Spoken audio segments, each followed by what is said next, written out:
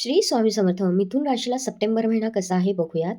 हा महिना ग्रहस्थितीनुसार तुमच्यासाठी कामात बदल, मान-सन्मान, थोडा मानसिक ताण आणि आर्थिक उलाढालीचे संकेत आहेत. बुध ग्रह चंचल होईल, पण योग्य नियोजन केले तर नवीन संधी मिळतील. गुरुभ्रमणाला शुक्रभ्रमणाची उत्तम साथ मिळेल. सरकारी कामे मार्गी लागतील. संतती सुख उत्तम असणारे भाग्योदय होतील.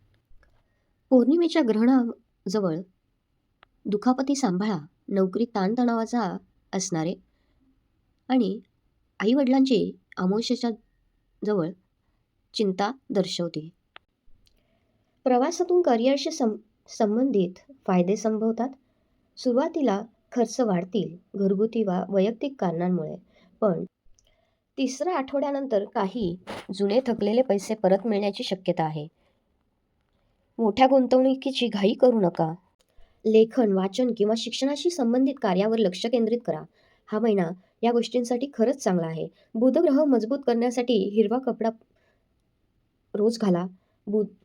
बुधवारी तुळशीला पाणी द्या आणि ओम नमो भगवते वासुदेवाय हा मंत्र म्हणा. कामातील बदल, आर्थिक संधी आणि नातेसंबंधात संवादाचे महत्त्व असेल. संयम आणि शिस्त राखण्यास हा महिना शेवटपर्यंत सकारात्मक ठरेल.